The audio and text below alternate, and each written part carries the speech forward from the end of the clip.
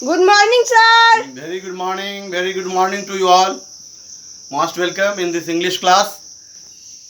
You all are ready? Yes, sir. Today we have to learn a poem named Freedom, Heaven of Freedom, composed by Rabindranath Tagore. Actually, this poem is known by two names simultaneously. One at senior secondary level, it is known by the title "Where the Mind is Without Fear," and in higher classes, it is known as a Heaven of Freedom. So before starting it, I would practice general elements what is practiced generally. Date is 12th of July 2020. Day is Sunday. Subject English. Topic poem is applicable for senior classes. The name of this very poem is Heaven of Freedom at upper classes, and at lower classes it is known by the title Where the Mind is Without Fear. Right? Yes, sir. So the title Heaven of Freedom and Where the Mind is Without Fear, both is of same content, and its interpretation differs on higher level. So it will be instructed in two steps. Today we will learn how to practice this very poem, and in next class we will learn how to interpret it, how to translate its meaning in other languages also. Okay, let us start it without any further delay. Where the mind is without fear and the head is held high.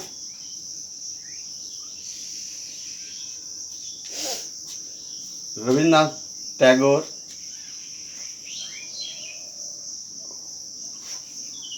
hopes India in this very situation. Rabindranath Tagore ji का आशा है भारत से कि भारत की व्यवस्था ऐसी होनी चाहिए जहाँ पर प्रत्येक व्यक्ति निर्भीक होकर जिए और सर ऊंचा करके जिए। प्रत्येक व्यक्ति का जो सिर है, जो स्वाभिमान है, वो ऊंचा हो। Second, where knowledge is free, where world has not been broken up into small fragments by narrow domestic walls. जिस देश में शिक्षा फ्री हो और जहाँ देश टुकड़े टुकड़े में न बटे हों, अपनी संकीर्ण सोच के कारण देश टुकड़े टुकड़े में ना बटे हों, वैसे देश की कल्पना रविन्द्रनाथ टैगोर जी ने किया। उनकी अपेक्षा ऐसी है कि हमारा भारत देश एक रूप से रहे, जुड़ा हुआ रहे, वो विखंडित ना हो, यहाँ की शिक्षा व्यवस्था मुक्त हो, सभी लोग समान रूप से शिक्षा प्राप्त कर सकें, ऐसी उनकी कल्पना है।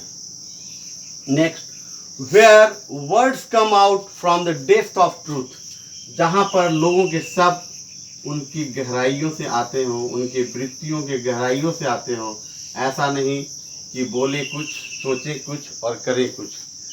अगर लोगों के शब्द उनके वृत्ति की गहराइयों से आएंगे तो हमारा देश आगे बढ़ेगा, और देश से पहले व्यक्ति खुद आगे बढ़ेगा, परिवार आगे बढ़ेगा, समाज आगे बढ़ेगा और फलस्वरूप देश भी आगे बढ़ेगा।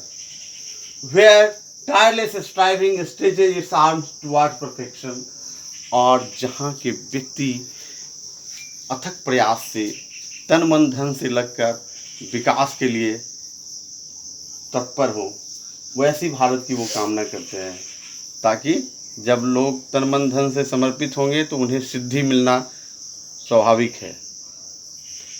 Where the clear stream of reason has not lost its way, वे रविन्द्रनाथ टैगोर जी वैसे भारत की कल्पना किए हैं जिसमें व्यक्ति का जो विवेक हो वो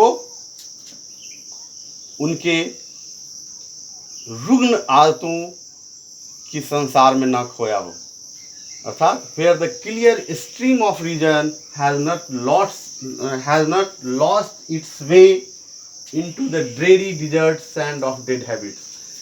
वैसे भारत की कल्पना रविन्द्रनाथ टैगोर जी ने किया, जिसमें भारत के किसी भी व्यक्ति के पास ऐसी बुरी या रुग्ण आदतें न हो जिसमें उसके विवेक खो गया हो, अर्थात वो विवेक की हो, वो विवेक पूर्ण स्थिति में अपने जीवन के सभी काम को कर पाने में सक्षम हो। ऐसे भारत की कल्पना रविन्द्रनाथ टैगोर जी इस कविता में वर्णित किए हैं। Next, where the mind is led forward by the into ever widening thought and action. और उन्होंने ऐसे भारत की कल्पना की है जिसमें उन्होंने बताया है कि जो व्यक्ति का जो मन हो वो सदैव आगे की ओर बढ़े, उसके विचार सद्विचार हो, उसके कर्म सद्कर्म हो।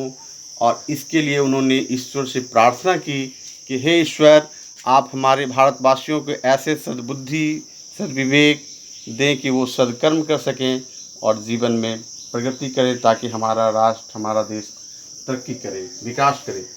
Into that heaven of freedom, my father, freedom.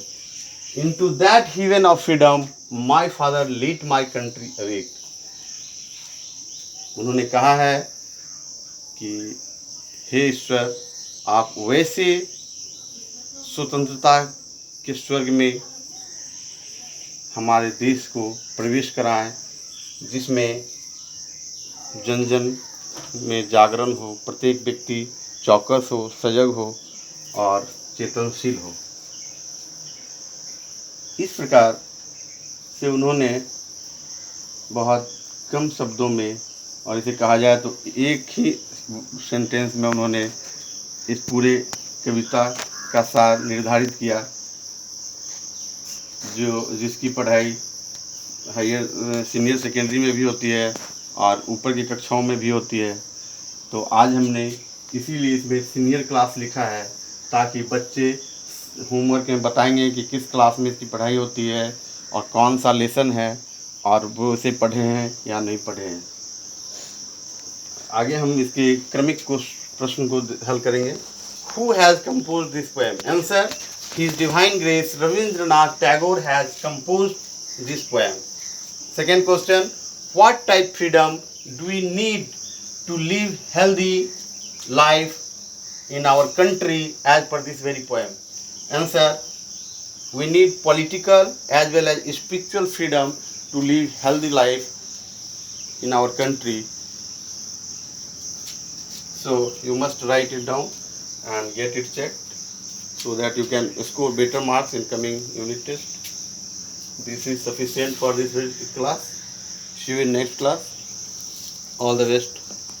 In next class we will learn about its interpretation, how to interpret it, how to translate it in other languages.